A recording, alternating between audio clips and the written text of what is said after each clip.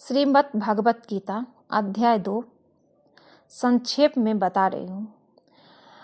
अध्याय 2 बहुत बड़ा है, इसलिए आज संक्षेप में सुना रही हूँ। अध्याय 2 में क्या है? अध्याय 2 में श्री कृष्ण अर्जुन को ज्ञान देते हैं। अर्जुन अपने सगे संबंधियों को विपरीत सेना में देखकर युद्ध करने से मना कर देता है और हत्या के पाप की निंदा करता है।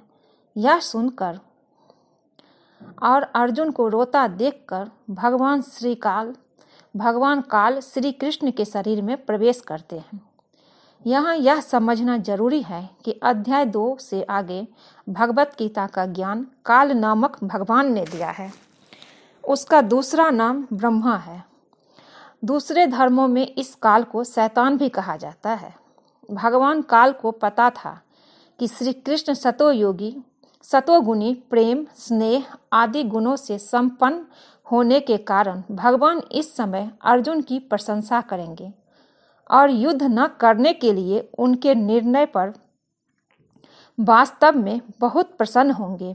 श्री कृष्ण पहले भी कौरवों और पांडवों के बीच युद्ध की त्रासदी को टालने के लिए कई बार समझौता कराने की कोशिश कर चुके थे। इसलिए इस बात से डरकर भगवान काल ने श्री कृष्ण के शरीर को धारण किया और फिर अर्जुन को अपने उपदेश दिए ताकि महाभारत का नरसंहार हो सके।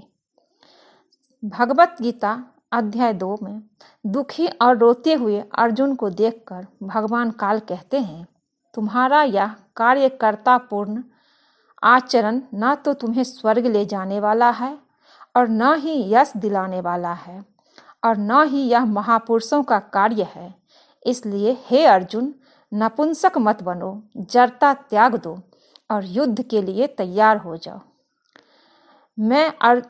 अर्जुन कह रहे हैं कि हे प्रभु, हम अपने आदरणीय बड़े भाइयों और संबंधियों को मारकर पाप करने की अपेक्षा से अच्छा भिक्षा का अन्न खाना अधिक श्रेष्ठकर समझते हैं और उनके रक्त से सने इस राज्य को भोग कर पाप के भागी बनेंगे और क्या पता नहीं कौन मरेगा और कौन बचेगा। श्री अर्जुन कहते हैं, हे कृष्ण, मैं आपका शिष्य हूँ, आपकी शरण में हूँ। मेरा मन काम करना बंद कर चुका है। मुझे जो भी मेरे हित में है वो सलाह दीजिए। काल ने कहता है कि हे अर्जुन, विद्वान लोग मृत्यु की चिंता नहीं करते हैं। ऐसा नहीं है कि तुम ये सभी सैनिक और मैं कभी नहीं थे या कभी नहीं होंगे। इसलिए तुम दुख सुख को सहन करने का साहस जुटाओ और हम सभी जीवन मृत्यु के चक्र में है। भगवान काल कहता है कि अर्जुन, हम सब तू मैं तथा सर्व प्राणी जन्म मरण के चक्र में है। वास्तव में तुम उसी परमेश्वर को अविनाशी जान उस परमेश्वर को नष्ट नहीं कर सकता। 5 तत्वों से बना शरीर नाशवान है। सनातन परमेश्वर अविनाशी और प्रमाणहीन कहा गया है। अर्थात सामान्य भक्त यह नहीं समझ सकता कि जीवात्मा के साथ सदा रहने वाला कहा गया है। इसलिए हे भरतवंशी अर्जुन, युद्ध करो। गीता अध्याय 2 का सार है कि सर्वव्यापी परमेश्वर आत्मा के साथ ऐसे रहता है जैसे गंध वायु में कहीं न कहीं विद्यमान रहती है। वायु का गंध का अभिन्न संबंध है। जब गंध एक स्थान से दूसरे स्थान पर जाती है, उस समय वायु सदैव उसके साथ रहती है। इसी प्रकार वायु को परमेश्वर तथा गंध को आत्मा जानो तथा सुगंध को अच्छी आत्मा तथा दुर्गंध को बुरी आत्मा जानो। परमेश्वर उन्हें उनके कर्मानुसार नए शरीर में ले जाता है तथा फिर भी उनके साथ रहता है। जैसे सूर्य सबके साथ प्रतीत होता है, दूर होने पर भी प्रत्येक प्राणी सूर्य के निराकार प्रभाव से प्रवाहित होता है। इसी प्रकार परमेश्वर सतलोक में बैठकर सभी प्राणियों की रक्षा करता है। आत्मा की स्थिति इस प्रकार बताई गई है, जैसे मनुष्य वस्त्र बदलता है, आत्मा शरीर बदलती है। इस आत्मा को न तो शस्त्रों से मारा सकता है, न अग्नि जला सकती है, न जल गीला कर सकता है। पुनः उस परमेश्वर की महिमा का वर्णन किया गया है। कहा गया है कि परमेश्वर अघोर है, अघुलनशील है, निस्संदेह सुखाया नहीं जा सकता, तथा यह परमेश्वर अनादि, सर्वव्यापी, अपरिवर्तनशील और अनादि है। यह परमेश्वर 5 तत्वों से बना हुआ है, शरीर नहीं है, न ही आँखों से दिखाई देता है, अचिंत्य है तथा निर्दोष भी कहलाता है। इसलिए हे अर्जुन, यह परमेश्वर आत्मा के साथ अविभाज्य रूप में रहने के कारण आत्मा अविनाशी है। इसलिए तुझे शोक नहीं करना चाहिए। भगवत गीता अध्याय 2 में कहा गया है कि शरीर छूट जाने पर भी आत्मा नहीं मरती, क्योंकि परमात्मा अदृश्य रूप से उसके साथ रहता है। जैसे पुराने वस्त्र त्यागने पर नए वस्त्र धारण किए जाते हैं, वैसे ही इस शरीर को भी वैसा ही समझो। आत्मा को न काटा जा सकता है, न आग में डाला जा सकता है, न पानी में डुबाया जा सकता है। हवा उसे सुखा नहीं सकती, वो अमर है। यह परमात्मा इस आत्मा के साथ दृष्टा रूप में रहता है और निर्दोष है। यदि हम आत्मा को निरंतर मरती और जन्मती हुई माने तो भी हमें दुखी नहीं होना चाहिए, क्योंकि पुराने वस्त्र त्यागने पर वो नए वस्त्र धारण कर लेती है। इसलिए शोक मत करो। जो जन्मा है वो अवश्य मरेगा, और जो मरता है वो अवश्य जन्मेगा। तुम, मैं और ये सभी जीव पहले भी थे और आगे भी रहेंगे, फिर चिंता किस बात की। पूर्ण परमात्मा की भक्ति का वर्णन भगवत गीता अध्याय 2 में हुआ है। भगवत गीता अध्याय 2 सारांश अध्याय 2 में हुआ है। भगवत गीता में कहा गया है कि वास्तव में पाप पुण्य को भूलकर परमेश्वर की भक्ति में लीन हो जा। कर्मों में योग करना बुद्धिमानी है, इसलिए योग परमात्मा की भक्ति में लीन हो जा। बुद्धिमान भक्त जनों कर्मों के फलों को त्याग कर भी जन्म के बंधन से मुक्त हो जाते हैं।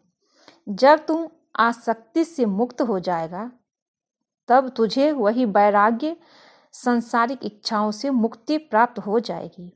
जब तेरा मन नाना प्रकार के परस्पर विरोधी शास्त्रों के ज्ञान से भ्रमित न होकर एक तत्व ज्ञान पर केंद्रित हो जाएगा, तब तुम योगी हो जाएगा। जैसे बड़ा तालाब जल का भंडार प्राप्त होने पर छोटे तालाब से मन स्वयं ही विचलित हो जाती है, इसी प्रकार पूर्ण परमात्मा का ज्ञान होने पर ब्रह्मा, विष्णु, महेश, देवी देवता, माता दुर्गा, काल, ब्रह्मा तथा परम ब्रह्मा आदि छोटे देवताओं से मन हट जाता है, तथा पूर्ण परमात्मा की भक्ति करने पर उनकी अनामय परम गति प्राप्त होती है, अर्थात अनामी लोक में चला जाता है, जो सतलोक से भी आगे है। जन्म मरण के चक्र में पूर्णतया मुक्त हो जाता है। इसलिए पूर्ण परमात्मा के भक्त बन जाओ। तुम योगी अर्थात सशक्त होगे।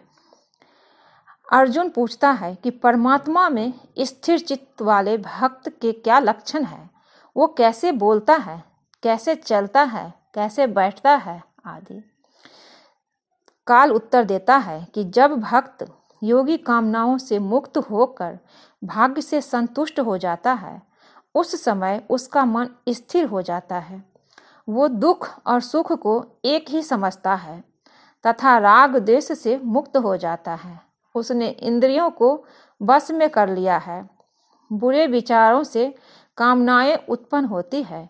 फिर क्रोध से मोह उत्पन्न होता है, मोह से मूढ़ता उत्पन्न होती है। फिर ज्ञान नष्ट होने से मन भ्रष्ट हो जाता है, जिसके बाद पतन निश्चित है। जो तत्वज्ञानी योग से युक्त है वो शास्त्र विहित उपासना करते हुए भी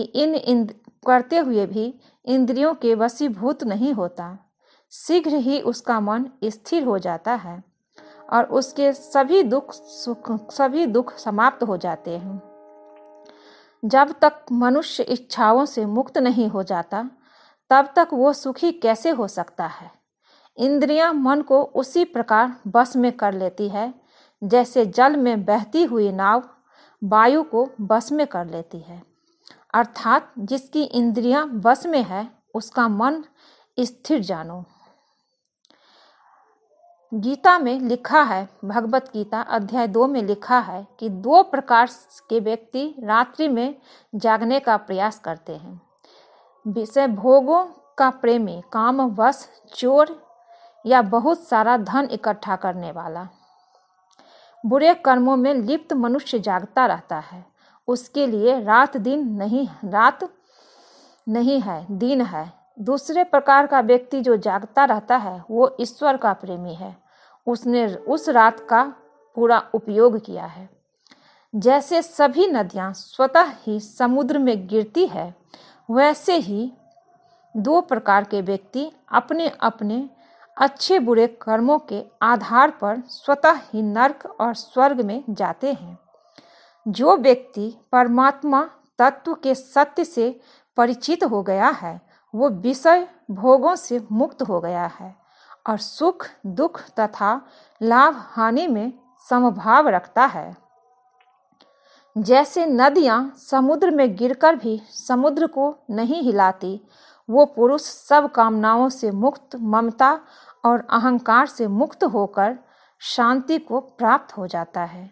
जो साधक विषय भोग की बुरी आदतों से मुक्त होकर मन पर विजय प्राप्त करके इंद्रियों को दबा लेता है, काम, क्रोध, मद, लोभ, अहंकार को समाप्त कर देता है तथा मृत्यु के समय भी चंचल नहीं होता, वही व्यक्ति निर्वाण ब्रह्म पूर्ण ब्रह्मा को प्राप्त कर सकता है। अन्यथा असमर्थ होने के कारण परमेश्वर को प्राप्त नहीं कर सकता। भगवत गीता अध्याय 2 मैंने पूरा सारांश में सुनाई हूँ। अगर ये वीडियो आप लोगों को अच्छा लगे तो प्लीज़ चैनल को लाइक कीजिए, शेयर कीजिए, सब्सक्राइब कीजिए।